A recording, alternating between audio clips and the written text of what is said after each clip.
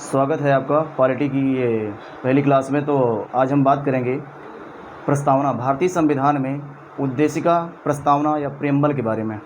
तो इसमें हम आपको बताएंगे प्रस्तावना से बनने वाले या प्रियम्बल या उद्देशिका जिसको कहते हैं, इससे बनने वाले क्वेश्चन क्या क्या हो सकते हैं, इस बात को हमें समझना है। ठीक है, तो एक एक बात करते हैं हम लोग। प्रस्तावना क्या है?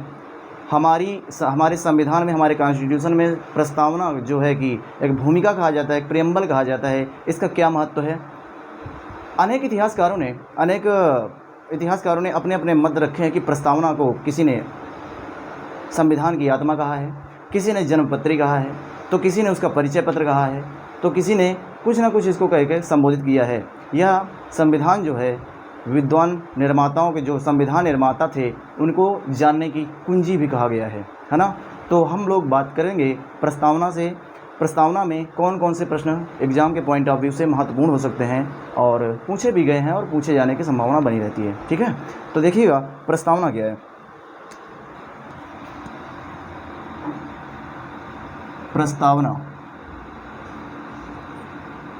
प्रस्तावना इसको हम उद्देशिका भी कहते हैं, उद्देशिका है ना। इंग्लिश में इसको प्रियम्बल बोलते हैं, है ना।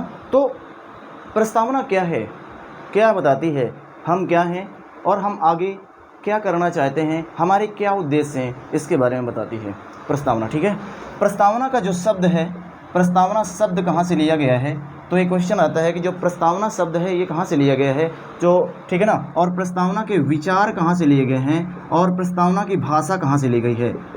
ये तीनों चीज़ें जाने। जो प्रस्तावना के जो शब्द है ना, और प्रस्तावना के विचार हैं और प्रस्तावना की भाषा है। शब्द जो है वो उद्देश्य प्रस्ताव से लिया गया है, उद्देश्य प्रस्ताव से लिया गया है ना। और प्रस्तावना के विचार union state of America, United state of America अर्थात अमेरिका से लिया गया है। ठीक है, और प्रस्तावना की जो भाषा है वो ऑस्ट्रेलिया के संविधान से ली गई है, ऑस्ट्रेलिया। ठीक है ना, ऑस्ट्रेलिया के संविधान से क्या लिया गया है?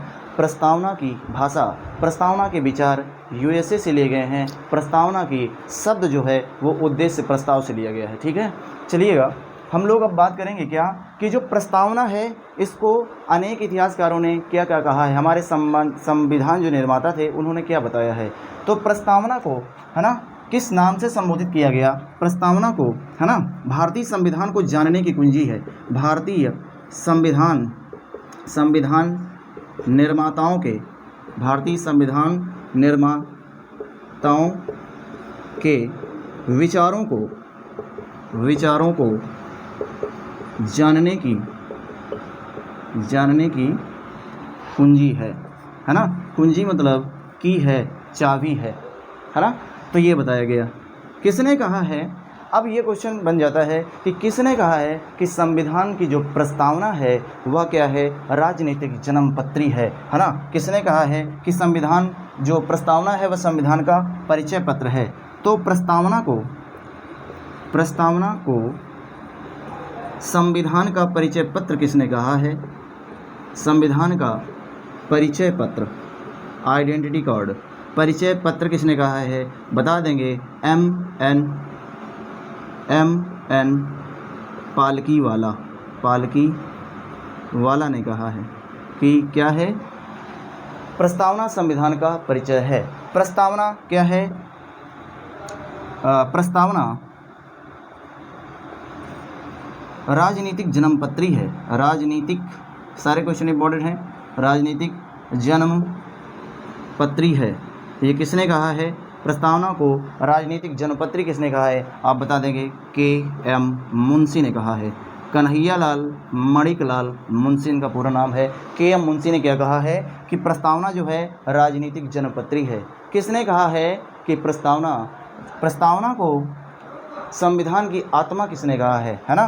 प्रस्तावना को संविधान की आत्मा किसने कहा है? आप बता देंगे प्रस्तावना को संविधान की आत्मा, प्रस्तावना को संविधान की आत्मा किसने कहा है ना। सोल, आत्मा किसने कहा है? तो आप बता देंगे हिदायतुल्लाह ने। हिदायतुल्लाह किसने कहा है? हिदायतुल्लाह ने क्या बताया है?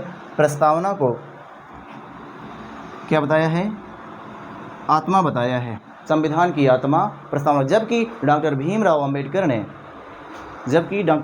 अंबेडकर ने आर्टिकल 32 अर्थात संवैधानिक उपचारों के अधिकार को संविधान की आत्मा कहा है, जबकि प्रस्तावना को संविधान की आत्मा हिदायतुल्लाह ने कहा है। ठीक है, इंपॉर्टेंट क्वेश्चन यहाँ से बन जाता है कि प्रस्तावना को संविधान की का परिचय पत्र किसने कहा है? आप बता दें कि एम एन पालकीवाला ने कहा है। और राजनीतिक जनपत्री किसने कहा है? के एम मुंशी ने कहा है ना।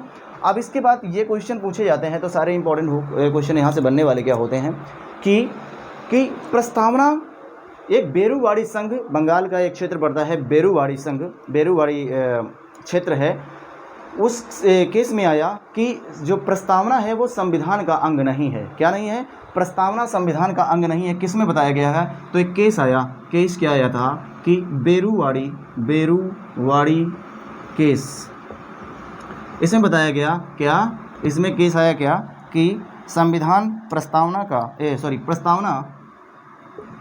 प्रस्तावना संविधान का अंग नहीं है, संविधान का अंग नहीं है। ये किस में बताया गया था? ये बेरुवाड़ी केस में बताया गया। दूसरा केस आता है, ये पहला केस मान लीजिए, और दूसरा केस क्या था इसमें हम बात करेंगे, केशवानंद भारती बनाम केरल राज्य, केशवानंद भारतीय बनाम केरल राज्य केस में बताया गया कि क्या नहीं है, ये जो प्रस्तावना संविधान का अंग है। ये बताया गया कि संविधान का अंग है और इसमें संशोधन किया जा सकता है। और संशोधन क्या होता है? अमेंडमेंट किया जा सकता है, संशोधन किया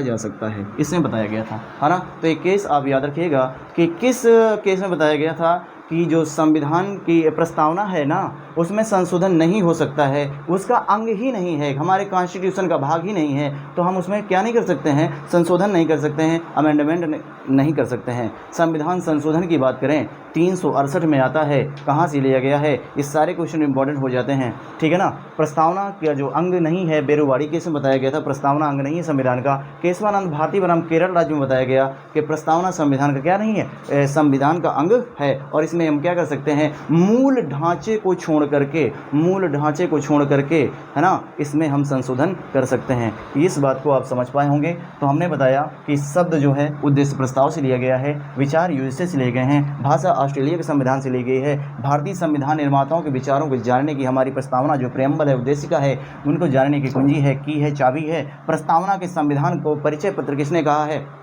जो प्रस्तावना है संविधान का परिचय पत्र किसने कहा है? एम एन पालकीवाला ने कहा है। प्रस्तावना राजनीतिक जनपत्री है, किसने बताया है? के एम मुंशी ने बताया है। प्रस्तावना को संविधान की आत्मा सोल, है ना, किसने कहा है? हिदायतुल्लाह ने कहा है। ये सारे क्वेश्चन आपको समझ आ पा रहे होंगे, उम्मीद है कि आप समझ पा रहे होंगे। तो देखिएगा, इसको नोट करिएगा। इसके बाद हम आगे बढ़ते हैं कि क्या है इसमें, कितनी बार संशोधन हुआ है। क्वेश्चन यहाँ से बनता है कि संविधान की प्रस्तावना में अब तक कुल कितने संशोधन हुए हैं, इस बात को आपको समझना है, ठीक है ना। तो जो हमारी संविधान की प्रस्तावना है कुछ ऐसे शुरू होती है क्या कि हम भारत के लोग भारत को संपूर्ण प्रभुत्व संपन्न समाजवादी पंथ निरपेक्ष लोकतंत्रात्मक गणराज्य बनाने के लिए तथा उसके समस्त नागरिकों को सामाजिक राजनीतिक न्याय विचार की अभिव्यक्ति, है ना, व्यक्ति गरिमा और उसकी अखंडता को सुनिश्चित करने वाली बंधुता को बढ़ाने के लिए दृढ़ संकल्प होकर अपनी संविधान सभा में आज 26 नवंबर 1949 मिति मार्गशीर्ष शुक्ल सप्तमी संवत 2006 विक्रमी को एतद द्वारा संविधान को अंगीकृत, अधिनियमित और आत्मार्पित करते हैं। इस तरीके से हमारी जो उद्देशिका है, प्रस्तावना है, उसमें जो सारी चीज़ें हैं उनके एक एक शब्द महत्वपूर्ण है। तो इस बात को आपको समझना है कि हम भारत के लोग, ये शब्द कहाँ से लिया गया, क्वेश्चन यहाँ से बनता है।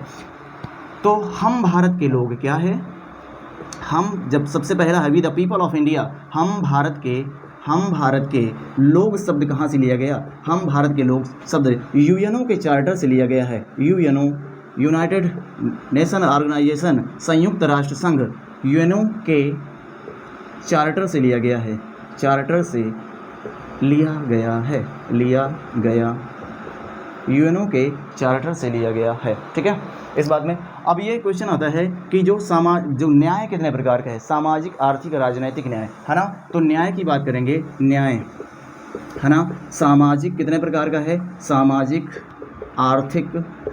आर्थिक और राजनैतिक न्याय, राजनैतिक न्याय, है ना, कितने प्रकार के न्याय की बात कही गई है। तो आप बता देंगे न्याय कितना है, है ना, न्याय कितने प्रकार का है, सामाजिक है, आर्थिक है और राजनैतिक न्याय की बात की गई है। 3 प्रकार के न्याय की बात कही है। ये न्याय कहाँ से लिए गए हैं, ये शब्द कहाँ से लिए गए हैं जो आर्थिक न्याय की बात कर रही है, तो कहाँ से, रूस की क्रांति से लिया गया है, रूस की क्रांति से लिया गया है। और रूस की क्रांति कब हुई थी, तो आप बता देंगे रूस की क्रांति जो हुई थी वह 1917 में हुई थी। अब ये क्वेश्चन इंपॉर्टेंट हो जाता है कि जो फ्रांस की क्रांति से क्या क्या लिया गया है, फ्रांस की क्रांति से क्या क्या लिया गया है, फ्रांस की क्रांति से हमारी प्रस्तावना में क्या लिया गया है ना। तो सामाजिक क्या लिखा है, समानता,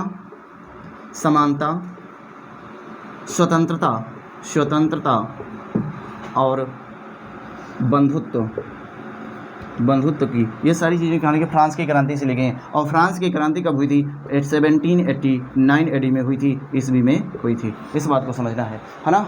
ये सारी चीज़ें समझ में आ रहा होगा आपको, उम्मीद है।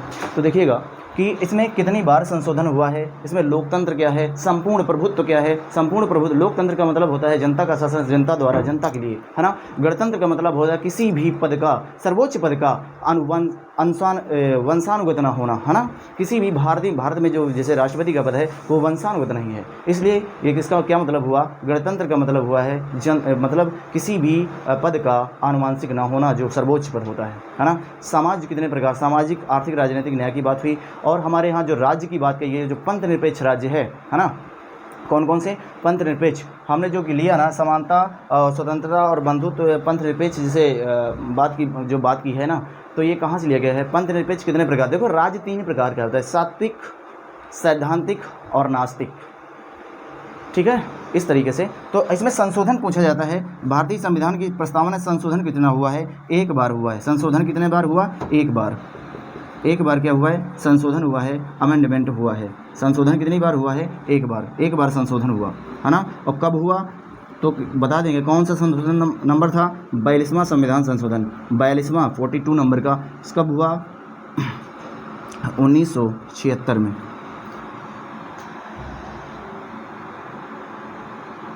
ठीक है ना, इस तरीके से आप बता दें।